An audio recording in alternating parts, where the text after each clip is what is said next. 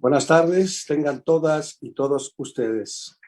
Les damos la más cordial bienvenida a un evento más de la revista Lex Informa, de la cual es director el licenciado René Castellano Holguín, quien desde luego me ha dado la oportunidad de hacer la presentación el día de hoy, porque él se encuentra realizando algunas actividades extraordinarias. Le damos la más cordial bienvenida el día de hoy a la licenciada Daniela Concepción Spinelli. Espero haberlo pronunciado bien, ¿verdad? Nos vestimos, como lo diremos de manera recurrente, pero el día de hoy nos vestimos de gala. Ella nos acompaña de la República de Argentina. Amablemente ha aceptado la invitación que le ha hecho René Castellano Holguín, y desde luego que para todos nosotros será un manjar especial el día de hoy el escucharla. Ella nos va a disertar una conferencia más bien, que es Inteligencia Artificial y Derechos, sus sesgos y la violencia de género subyacente. Les presento a la licenciada Daniela Concepción Spinelli a través de su hoja de vida o de su currículum, que es muy amplio, pero ella nos ha hecho el favor de reducirlo. Es licenciada en Derecho por la Universidad Católica Argentina, diplomada en Derecho Penal y Derecho Procesal Penal por la Universidad de San Isidro, con posgrado en Derecho Penal por la Universidad de Buenos Aires. Su trayectoria laboral es escribanía Sanguinetti Paralegal. Ella realizó tareas de procuración en el Colegio de Escribanos y tareas de oficina en la escribanía, ayudando a la confección de instrumentos públicos, además trámites en inmigrantes de tipos registrales en AISA, Agua y Saneamientos Argentinos, y tareas notariales de aprendizaje, dictámenes societarios, constitución de sociedades, su respectiva inscripción, reserva de denominación y cambios de estatuto en la Inspección General de Justicia. En el Ministerio Público Fiscal de la provincia de Buenos Aires. Sus tareas eran recibir denuncias de víctimas de delitos penales y de allí derivarlas a la unidad correspondiente. Adicionalmente, se realizan mediaciones penales en caso de delitos con penas menores. Fue oficial cuarta en la Unidad Funcional de Instrucción y Juicio del Área Especializada en Drogas Ilícitas de San Isidro. Fue oficial cuarta en la Unidad Funcional del Distrito de San Fernando, Área Ejecutiva de Investigaciones Correccionales. Actualmente se desempeña como oficial cuarta en la Unidad Funcional de Instrucciones del Distrito de Bologne. Bologne. Creo que se pronuncia Bologne. Es difícil. Muy bien. Otros, ha tomado innumerables cursos, talleres y diplomados relacionados con el área de Derecho. Ha realizado numerosas publicaciones en revistas y diarios. Además, ha participado en diversos programas de radio y televisión, nacionales e internacionales. Es indudable que a través de su experiencia, que es notoria, todos los oyentes y también los que estamos visualizando, en este caso, esta conferencia, estaremos complacidos de escucharle. Sea usted bienvenida, gracias por la atención y el foro es suyo. Bueno, muchas gracias por la invitación. La verdad que es la parte más incómoda cuando relatan lo que uno hizo, pero les agradezco mucho. Estoy muy contenta de estar acá. Justo hablábamos antes que la relación argentina con México es muy estrecha y la verdad que les agradezco mucho por invitarme. Bueno, justamente cuando hablamos de inteligencia artificial, que es un tema muy actual, muchos se quedan sorprendidos, muchos se asustan, muchos les encanta, es un tema de vanguardia y es un nuevo paradigma que existe a nivel internacional. Cuando hablamos de inteligencia artificial, hablamos de un conjunto de datos, ¿sí? Que se puede llamar dataset, que procesados por un algoritmo crean una predicción o un resultado. Es tan importante en día los algoritmos que se habla de algocracia en vez de democracia. Lo que nosotros planteamos, más que nada en el laboratorio de inteligencia artificial de la UBA, es básicamente un nuevo paradigma y se habla de justicia 4.0. ¿A qué nos referimos con justicia 4.0? Se plantea hoy que estamos en una cuarta revolución industrial, que hoy las personas por lo general nacen como nativos digitales. El primer contacto de un ser humano hoy con el celular es inmediato.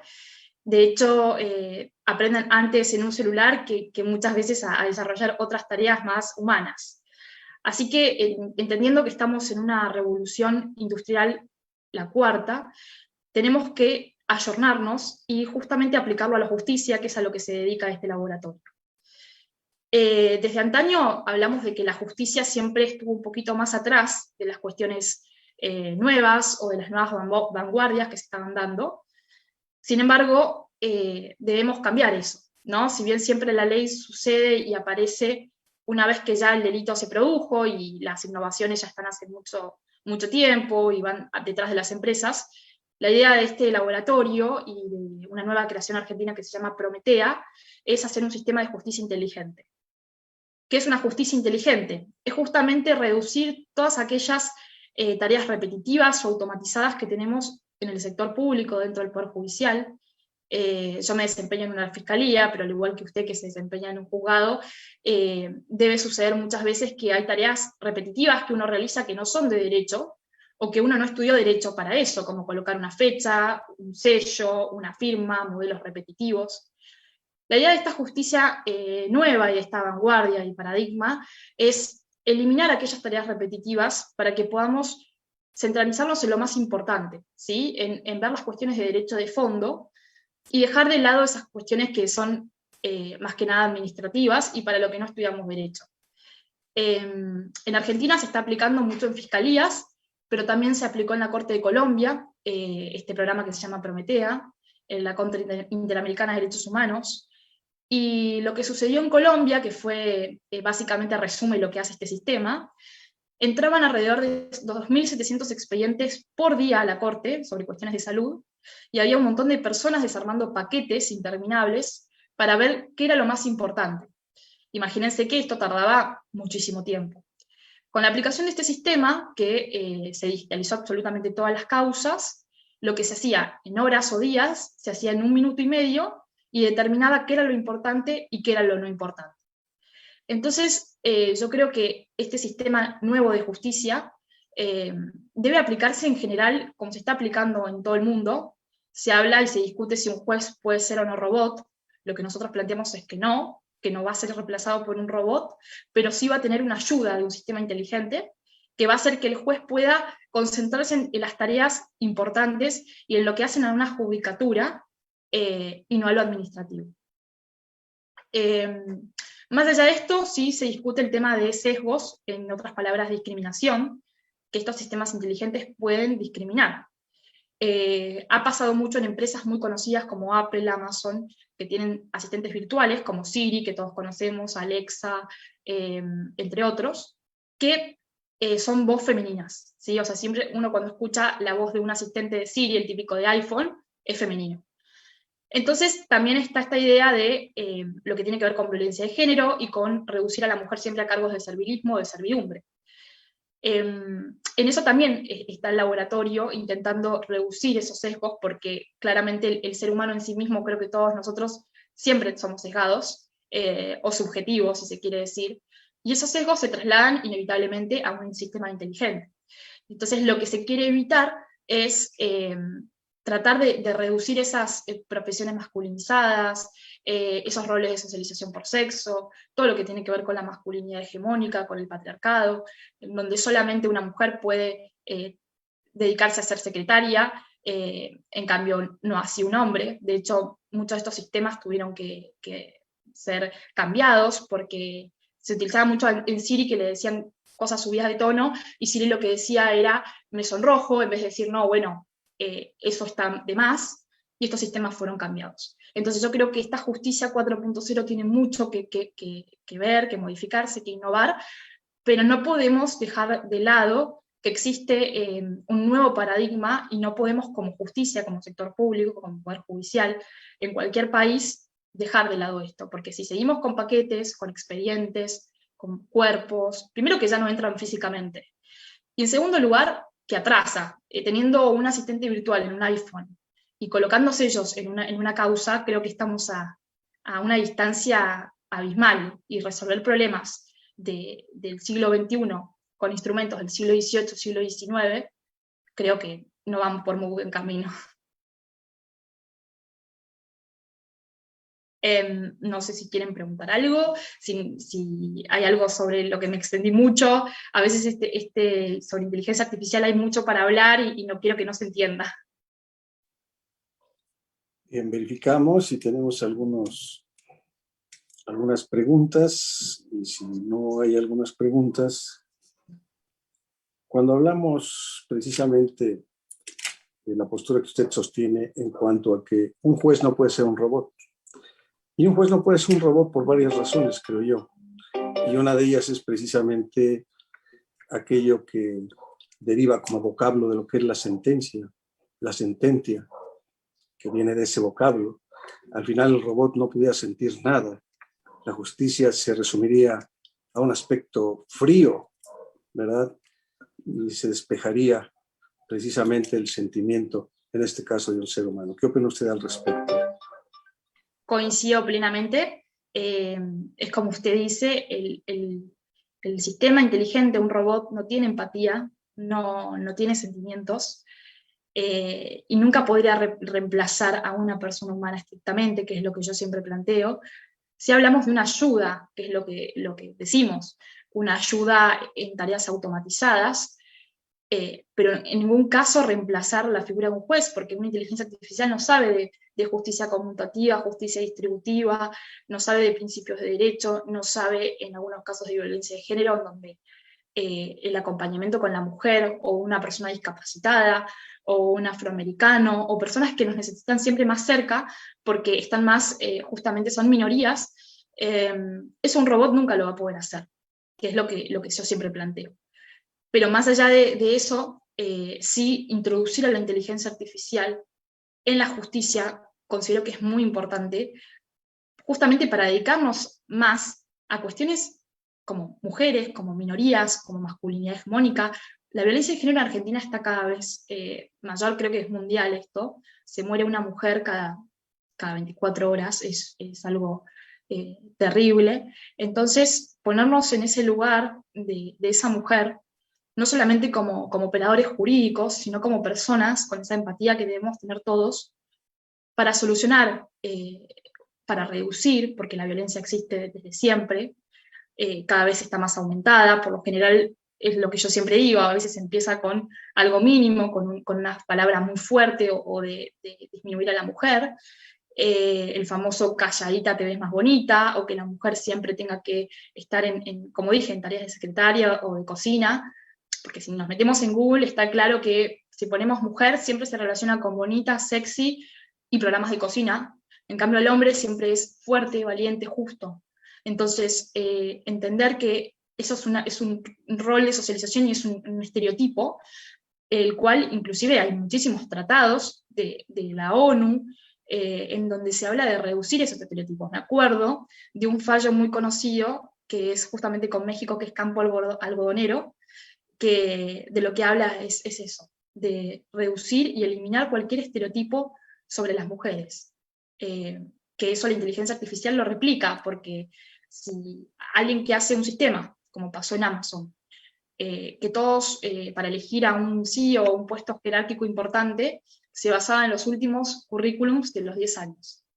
Esos últimos 10 años siempre habían sido los CEOs un hombre blanco, de término medio, siendo hombre, y no había mujeres. Entonces rechazaba automáticamente a todas las mujeres. Ese sistema tuvo que ser eliminado, era por Machine Learning, que es aprendizaje automático.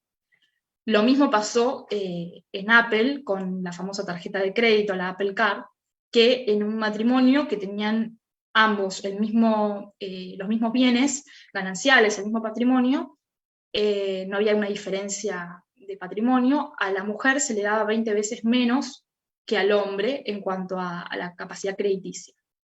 Entonces, bueno, esos estereotipos se van repitiendo y esos sistemas se eliminan, porque cuando tienen sesgos, que es lo que se habla del castigo algorítmico, si se quiere decir, ese algoritmo repite ese sesgo. Entonces, la única forma es eliminarlo o modificarlo. Obviamente que la inteligencia artificial tiene estas fallas que siempre hay que analizar, pero que provienen del ser humano en sí mismo. Si nosotros somos machistas, porque la realidad es la siguiente, por lo general somos feministas por convicción, pero todos, inclusive mujeres, a veces son machistas por una cuestión de socialización, porque nacemos con esa estructura. Entonces, aceptando esto, podemos modificar todas aquellas falencias o estereotipos hacia mujeres, ¿no? O esta crianza que nosotros siempre nacemos, nosotras, y me incluyo con la perfección, con lo que se llama el síndrome de impostor, en donde tenés que ser perfecta y si no lo sos, fracasás. A diferencia del hombre, que esto es una realidad concreta, tiene una crianza donde tiene que ser valiente y nace con eso, ¿no? Con enfrentarse a situaciones en la vida que no van a ser fáciles, a diferencia de nosotras, que siempre tenemos, digamos, vamos por esa perfección.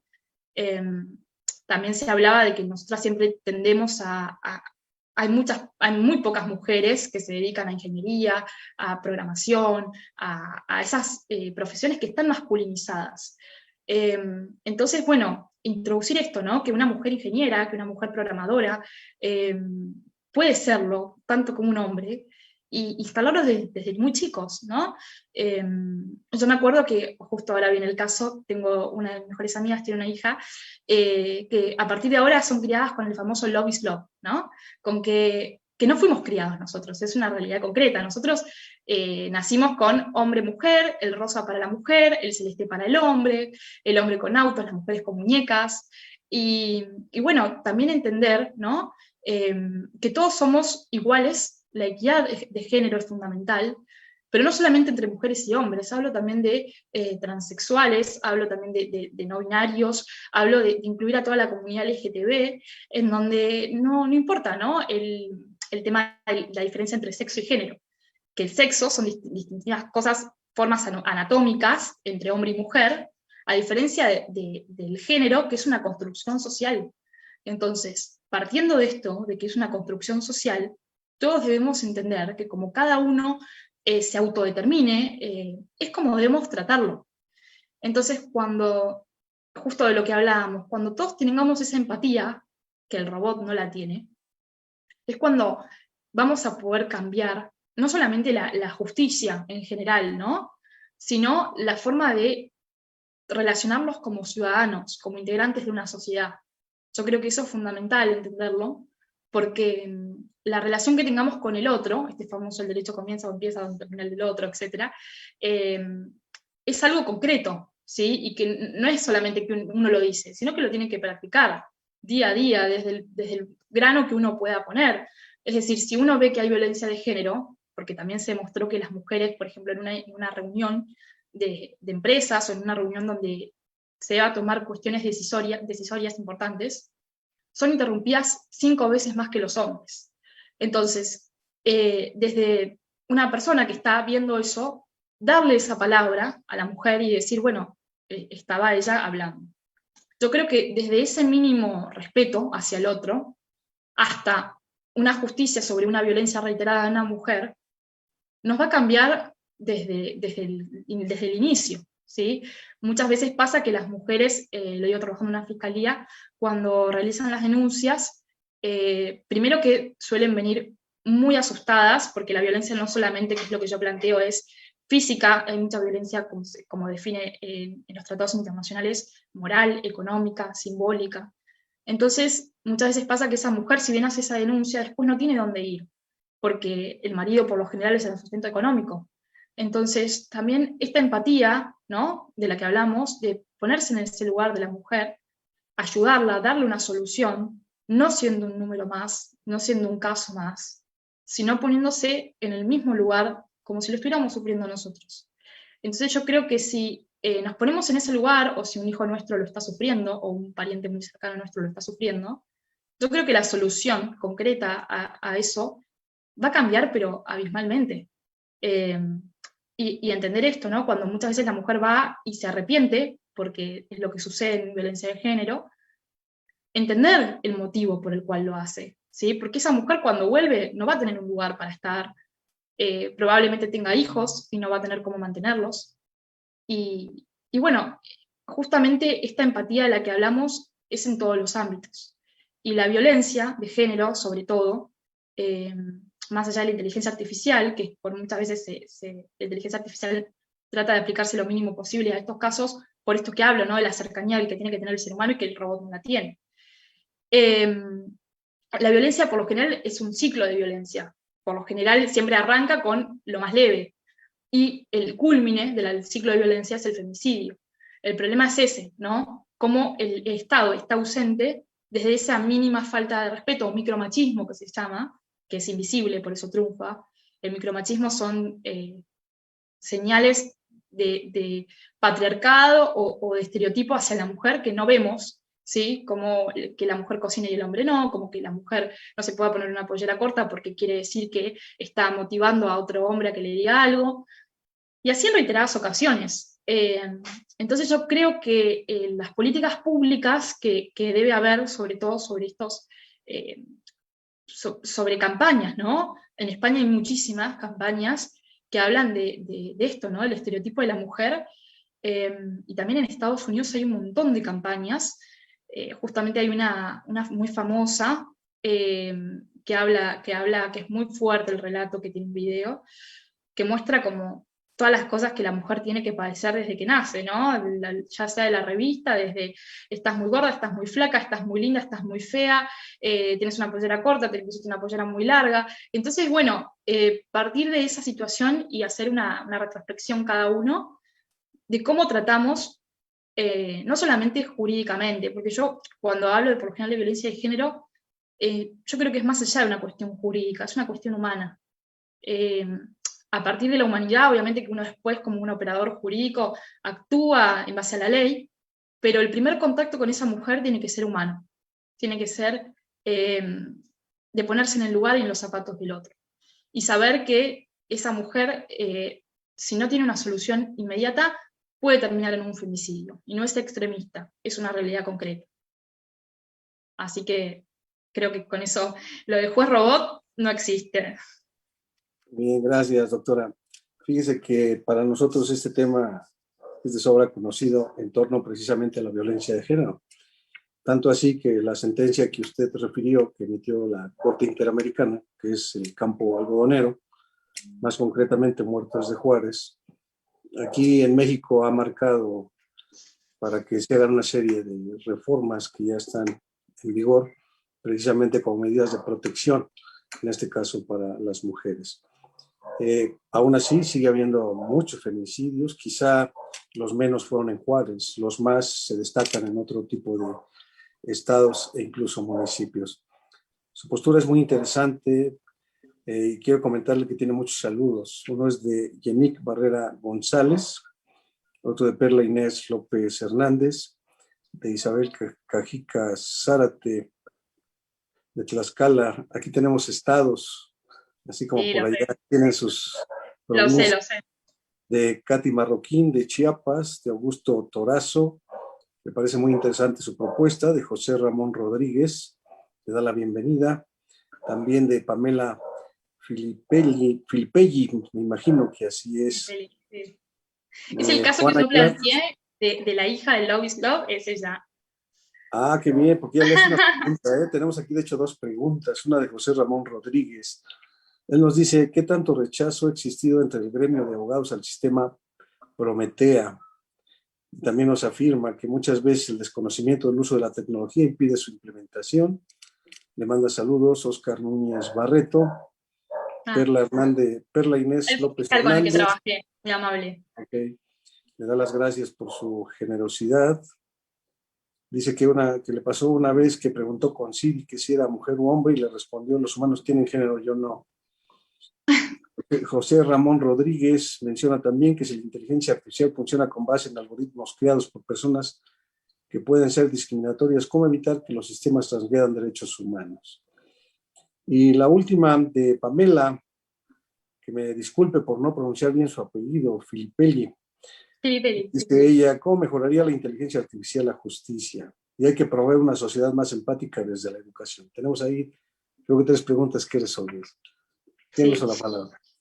Bueno, fundamental, bueno, creo que la primera que hablaba José Ramón, sobre todo, era este miedo del colegio de abogados, muchas veces, inclusive de trabajadores públicos, que su miedo sobre la inteligencia artificial es que le saque el empleo, ¿no? Es como, voy a estar desempleado porque aparece una inteligencia artificial que va a reemplazar mi trabajo, y lo que nosotros justamente el laboratorio decimos es que esto no va a ser así, todo lo contrario, se habla de nuevos trabajos, De hecho, se habla de abogados y abogadas, especialistas en datos, abogados y abogadas que vean sistemas de inteligencia artificial y justamente los chequeen, vean si para un estudio puede ir o no, o para un sector público. Y además hablamos de un montón, ¿no? De inteligencia artificial, de nanotecnología, de robótica, de corrobots, de chatbots. Es algo como apareció en la revolución industrial antes. Las máquinas, en definitiva, no reemplazaron al ser humano. Siempre el ser humano estaba detrás controlando la máquina. Y es lo mismo acá. Ya sea para un abogado, que los estudios jurídicos están utilizando muchísimo inteligencia artificial, ¿sí? O inclusive no solamente los estudios de abogados, los bancos, ¿no? Estos chatbots que aparecen, hola, ¿cuál es su pregunta? ¿Qué necesita concretamente? Y vos estás chateando y no sabés si es humano o no. De hecho, salió una publicación hace muy poco de un periodista, que en realidad no era un periodista era un algoritmo, que había creado una nota, y todos creían que era un periodista de verdad, y había sido un algoritmo.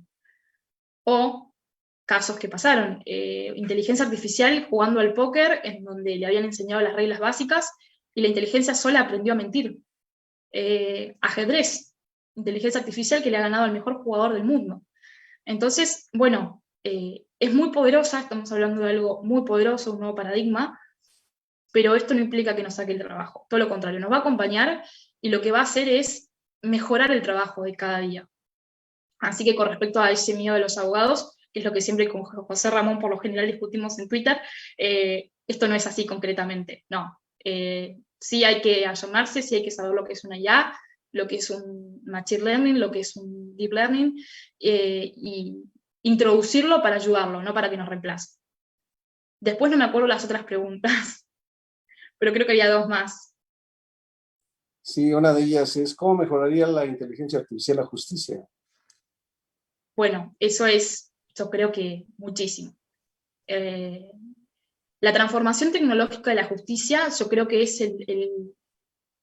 el cambio más grande que puede llegar a dar a todos los ciudadanos, ¿no? Porque la principal crítica, creo que en su país también sucede, como una autocrítica también nuestra que nos pasa a los dos trabajando en el Poder Judicial, es lo lento que va el Poder Judicial, las causas, y lo no efectivo, ¿no? Porque si hay un tratado internacional básico es que se habla del acceso a justicia rápido y efectivo.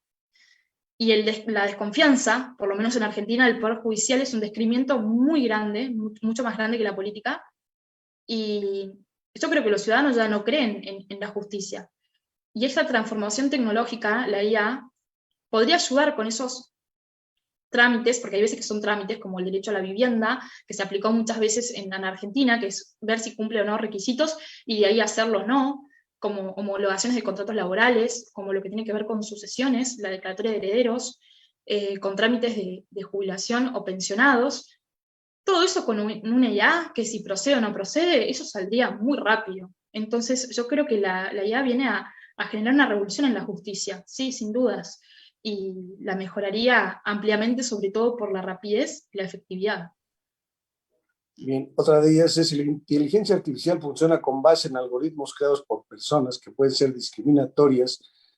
¿Cómo evitar que los sistemas transgredan derechos humanos? Bueno, esta pregunta es bastante con el tema de sesgo, ¿no? Es lo que hablábamos antes. Yo creo que si nosotros somos sesgados en sí mismos, ¿no? Si somos machistas, si somos, nos funcionamos bajo un patriarcado, esos sesgos se trasladan a una IA.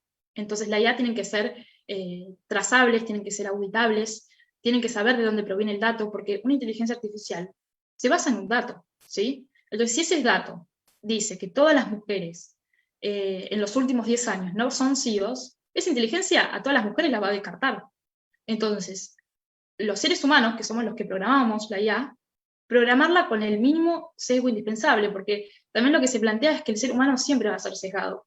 Es muy difícil, ya desde por sí se habla de, no sé, en un transporte público, sentarse en un lugar o en otro, la decisión es una cuestión también de, bueno, de preferencia. Todos somos seres subjetivos y preferimos otras cosas por otras que no. Sin embargo, tenemos que ser lo más objetivos posibles y más en cuestiones de género, ¿no? Entonces, ¿cómo va a haber una inteligencia artificial involuta si nosotros somos seres sesgados? Eso no va a pasar, a no ser que, como conciencia de todos los ciudadanos, social, política, económica, religiosa, todos, reduzcamos esos sesgos y le expliquemos a esa IA, la ubicemos y la programemos para que directamente desaprenda, o sea, nosotros desaprender lo aprendido, ¿sí? Que es otro trabajo más profundo, creo yo. Programarnos nosotros para programar a las máquinas. Muy bien, tenemos un comentario de José Ramón Rodríguez. Él nos menciona que el sistema Prometea fue capaz de leer, analizar, detectar y sugerir casos prioritarios sobre derecho a la salud en menos de 2 minutos, algo que para una persona humana le hubiera llevado 96 días hábiles de trabajo. O sea bueno, que, exactamente. Sí, adelante, José Ramón adelante. son datos concretos, pero la verdad que es así, la efectividad y la rapidez que los seres humanos no tenemos, como pasó en Pretoria, que yo planteé en la Corte de Colombia, personas desarmando paquetes pueden estar mucho tiempo. Entonces, eso es una práctica precámbrica, neocolonialista, si se quiere decir. Ya en el siglo XXI, que personas desarmen causas o que no estén todas las causas digitalizadas, yo creo que desde ahí ya partimos mal, porque si, va de nuevo, si estamos resolviendo un problema, hoy hay todos fraudes electrónicos, hay muchísimos delitos de derecho informático. Las videoconferencias son por WhatsApp, son por Zoom, soy por Microsoft Teams. Antes creo que era impensado tomarle una declaración testimonial o una indagatoria a un imputado con un teléfono, y hoy pasa. Entonces, desde esa base, ¿no? Desde que antes era impensado, de hecho me acuerdo que había veces que no teníamos internet, muy poco cuando yo arranqué a trabajar, y por ahí una denuncia se escribía en papel con lápiz, y no me imagino en una comisaría. Entonces, partir de incluir esta inteligencia artificial, Prometea es algo magnífico, la verdad que no lo digo porque sea argentino, sino porque es algo que nunca se vio, nunca se puso en práctica, sí en prácticas privadas, pero nunca en sector público, y el co-creador es fiscal, y fue ex juez subrogante, así que, bueno, la inclusión al sector público yo creo que es básico, y todos creer, ¿no?, en una inteligencia artificial, porque ya hay vehículos autónomos que se manejan solos, se habla de cosas muy Neuralink, que fue creado por Musk, que lo que hace es un chip que se coloca en personas discapacitadas con demencia senil que pueden llegar a comprender, o sea, pueden llegar a razonar por ese chip. Se habla de una mujer rusa, hace poco justo estoy cursando un posgrado en YALAB, que es el laboratorio de inteligencia artificial, que contaban que una mujer rusa extrañaba mucho a su mejor amigo que había muerto, y ella era una excelente programadora, y programó a su mejor amigo en un chatbot con 100 historiales de ella, con gente que lo conocía y daba su opinión como era, y hoy en día habla con él como si estuviera vivo. Es una locura, ¿no? Hay gente que le puede gustar o disgustar, pero es una realidad concreta que está sucediendo hoy con personas muertas que se reviven en chatbots. Entonces, nada, si vamos a estar en la justicia del siglo XIX, no vamos a poder resolver problemas del siglo XXI, del casi 2022.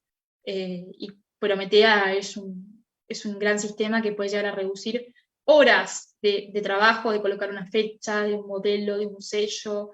Yo creo que sí, trabajos como colocar un sello en un juzgado, eso no va a existir dentro de poco más. Va a ser importante que esa persona que se dedica a poner un sello se dedique a resolver problemas jurídicos de verdad, ¿no? Muy bien, doctora, pues muchas gracias por su participación. Ha sido muy enriquecedor, indudablemente. Creo que si usted lo considera, pudiera compartirnos sus redes sociales. Seguramente aquí muchos de los que están presentes en esta conferencia quisieran seguirle y desde luego conocer lo que es su criterio y su opinión con relación precisamente al tema y a todo lo que usted domina. Y por otra parte, comprometerla para que ya sea en el mes de julio o agosto pudiera estar nuevamente con nosotros para poder compartir otro tema, en este caso de interés. Ya le pediremos en este caso a los que se hacen cargo de la logística, se puedan comunicar de nueva cuenta con usted y nos dará mucho gusto de nueva cuenta escucharle. Si quiere compartirnos algo donde puede ser localizada, nos dará mucho gusto. Yo me pondré en contacto con usted se lo Claro. prometo. Ya es un Tiene compromiso. que escribir usted, ¿eh? En Claro que Argentina. sí, me dará mucho gusto, claro que sí. Lo he hecho aquí en México, tengo algunas obras ya editadas y me dará mucho gusto hacerlo también en Argentina, claro que sí. Bueno, con respecto a la invitación, claro que sí, sin dudas, cuando ustedes lo decían, la verdad que como le decía, México a mí me encanta, son personas muy amenas, y la verdad que me encantaría volver a participar. Y con respecto a las redes sociales, bueno, tengo Twitter, que es Spinelli, que es mi apellido, S adelante, Spinelli con doble L, Daniela, y si no, también en Instagram, Daniela. Mi apellido Spinelli, o en Facebook también, que por lo general ahí subo mucho contenido de diarios, revistas o publicaciones, que es Daniela Spinelli. Es fácil, es todo con mi nombre y apellido.